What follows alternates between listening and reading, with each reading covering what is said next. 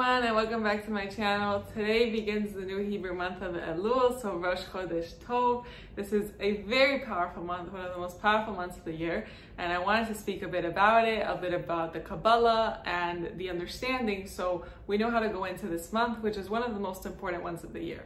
So the month of Elul has the power to literally rectify all of the months of this past year. Because it is the last month, we can rectify all the wrongs and all of the lack of potential we tapped into in this past year. We can fix that in this coming month. Not only that, because this is the last month of the year before the new year, this is the month where you plant the seed towards the new year. What you do in this month is going to be the root of the year to come. So it's an extremely powerful month to really think about how you want to start this new year, the intention you want to start it off with, and build the momentum for the coming year. So in Sefer Yetzirah, which is a Kabbalistic text, we are told different attributes of every single one of the months. So every month is built with a specific Hebrew letter. Just like a builder uses specific tools to build whatever he's building, God used the Hebrew letters to form creation and to also form time in reality. So different letters create different realities in time. So every Hebrew letter has a specific month that it created. So the Hebrew letter that God used to create the month of Elul is the letter Yud. Yud is the tiniest letter in the Hebrew alphabet, is the beginning of all. This letter is within every single Hebrew letter. It is the seed, it is the starting point of everything, coinciding with the essence of this month, right? It's the energetical basis of this month, that this is the seed that you're planting for the beautiful tree that's going to sprout in this coming year. So the Yud is all about potential, all about what can be, what can stem from it. And really, you have to really define for yourself how you want your potentials to start off, how you want to start off the ground that you're basing on this coming year. Elul is a month to do a lot of introspection, to do a lot of inner work, inner change, right? There's something called teshuvah in Hebrew, tashuv hey, which literally means to return to hey, to Hashem, to God. But really what it means is returning to your higher essence, where throughout the entire year, you acted in ways that weren't in alignment with your highest self. And Elul is this time where you're reflecting and you're telling yourself, I am a divine soul in this world who has an exceptional purpose being in this world, and I have an incredible potential. What were the moments in my life that I didn't align with my higher self? What were the things that I did that I wasn't so proud of myself for? Where were the moments I could have acted better? So in reflection of this year, I recommend taking a piece of paper and writing down, making a list of all the times that you didn't act according to the highest essence of who you are, to your highest soul potential.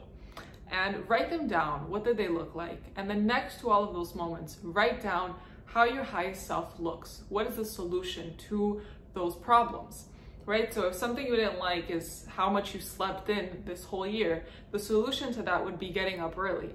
Now, how would you do that?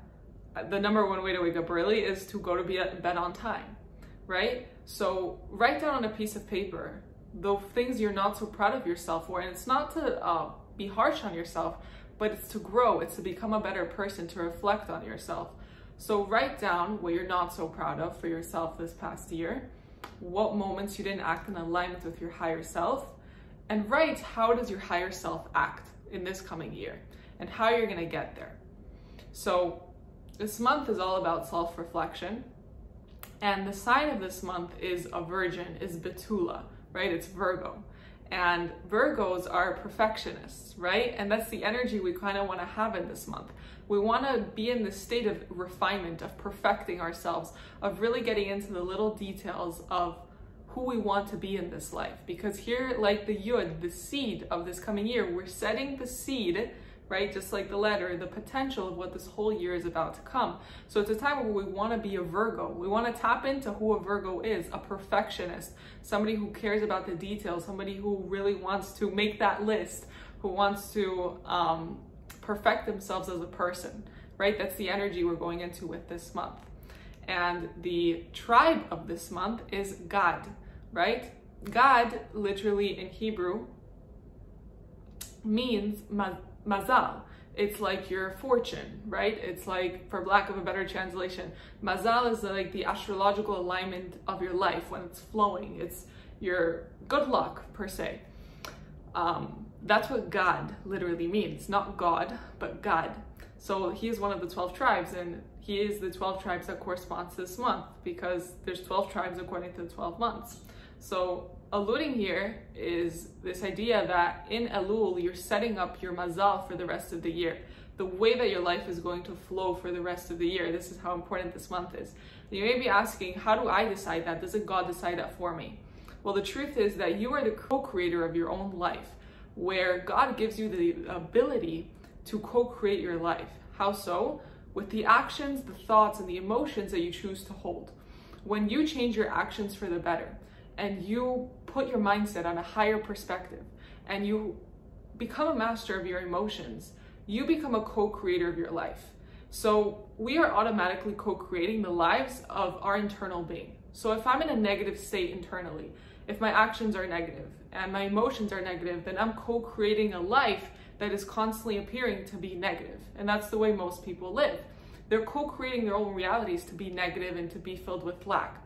Now, if I choose positive action, bettering myself, believing in myself, erasing the doubts, erasing the negative thoughts, being in this higher state of mindset and this mastering of emotions, then I'm going to co-create a life for myself that is abundant, that is positive. Why? Because that's the state of energy that I choose to place myself in, right? And God gives you that power. God gives you the power to co-create your life. If this world were all just what God wanted for humanity, then God would give us it all. But God made this world in a format where humanity chooses the path they take, right? Humanity chooses what kind of life they want to live. God gave us free will, and this free will lies in our mind, speech, and action, right? In our emotions. So don't underestimate the power of these things, because they have the power to co-create your life. So God is the tribe of this month, which means mazal, and your mazal is in your power, is in your hands. You can change it at every moment according to the person you choose to be, right? We know in Judaism that astrology is true, that with the palm of your hand, we can tell everything about you and your entire future. But the thing is that if you put your palm of your hand on paint and you put it on paper, and then you do it a year later, the lines are going to be completely different. Why? Because your destiny, your path is constantly changing. Your lines are constantly changing. Why? Because your actions, your state of mentality, your state of being is constantly changing. So every day the actions we choose to take are constantly rerouting us in our lives, because God gave us the power to co-create the lives that we want to live. Something may be set in stone, but we can rewrite it according to the actions we take. Elul is this time to rewrite our story for ourselves. Whatever negative habits you've been in this past year, you don't have to keep on writing that same story. You can rewrite it, change your actions, believe in yourself, change your state of mentality, change your state of emotions from resent and negative and whatever negative emotions to mastering your emotions and having positive ones, because your emotions are a big co-creator of your reality. So every single month has a verse in the Tanakh that aligns to it. The verse of this month is Ani ledodi v'dodi li, which is in the book of Song of Songs, Shir HaShirim. And it means I'm to my beloved and my beloved is to me. Now, a little bit of Kabbalah of this verse is that it's saying I'm to my beloved and my beloved is to me, speaking about the soul's relationship with God. The soul is saying I'm to my beloved, which is God, and my beloved, which is God, is to me. Now, the deeper essence of this is that during the month of Elul, we're doing what's called Irusa Dil Tata, which means an arousal from below, meaning that I am reaching out towards God in this month. I'm coming from within myself and I'm reaching out towards Him. And the verse ends with V'dodi li, and my beloved is to me. So God says when you reach out in this month, He will provide all that love for the rest of the year. But you need to make this arousal from below to the heavens during this month, and then the heavens will bring down the upper waters towards you. Another way this month is known as is that the king is in the field, right? Alluding to that God is closer than ever to us. But what does that mean? It's saying that as opposed to the king being far away up in the palace, the king is in the field amongst the simpletons. He's here amongst the people who live in the fields, the people of the community. In other words, saying that God is closest to those who are in a state of simplicity, who have a pure heart, who live on the fields. It's usually the farmers. It's the people who are simple. It's the people who really serve every day from a simply pure, intentional place. And it says that in this month, God comes down to the field, to these people, right? As opposed to being far away in the palace, he's here amongst the commoners. So it's very important that while we are in this energy of Virgo and we're perfecting ourselves and we want to plant the right seed for this year, let's never forget what is the most important in God's eyes and who God is closest to, which is those who are simplistic in their relationship, meaning that they have a pure heart with God. In this month, it's so important to see where your heart is. Where are your intentions in your service to God and your relationships? Where is your heart? Because the truth is that God is the only one who sees into the heart, and he can see what's pure and what's not pure. You have to make sure that your intentions and what you're doing is refined to be pure, that you're doing it l'shem shamayim, for the sake of heaven, and that you're not doing things with egotistical intentions. And you have to purify your heart. There's a verse in Psalm 24 that along the lines, it goes, what does God yearn for? What does God look for? It's one who has pure hands and a pure heart, right? So that is what God is looking for, and that is who God is near during these times. So it's a time to really look inside your heart and purify your intentions in all that you do. So with the year that's coming, now is the time to set the tone for it. Now is the time to set alignment with it. During this month, there's a lot of things that we do. One of them is that we say Psalm 27 in the morning and in the evening every day, from the first day of this month, which falls on Wednesday, to Yom Kippur, which I'll put the English dates here, how that falls in. So that's going to be 40 days of saying Psalm 27 in the morning and the evening. The Arizal, which was a big Kabbalah, said that whoever does this will really have a protective force field around them in the coming year. So it's super important to say Psalm 27 every day and every night. Night is considered after nightfall. And the Baal Shem Tov, he came in and said that one should finish all of Psalms within this time period of this month. So it's basically saying 3 Psalms every day. I'm going to put a chart over here that you can screenshot of what that looks like.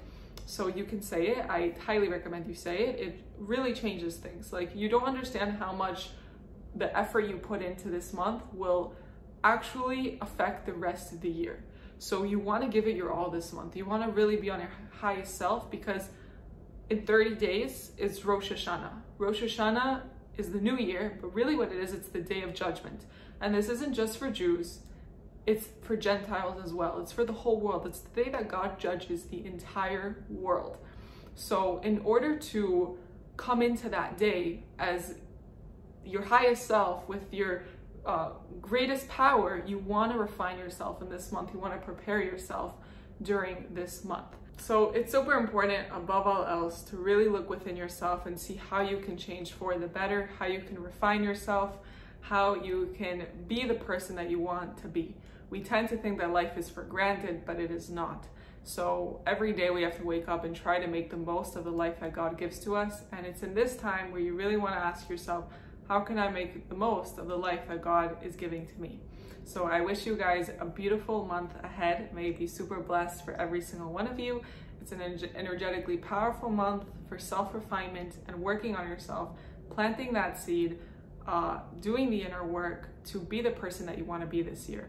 So speak to God, tell him how your year went, tell him what you want to change, and above all, pray to God to help you change.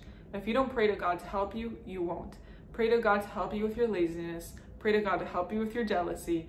Pray to God to help you with the external things as well, with the finances, with the health, with the relationships, with the children. Pray to God to help you. Without prayer, we can't get anywhere. And of course, we have to do the inner work ourselves, put in our effort, and then God will meet us the rest of the way.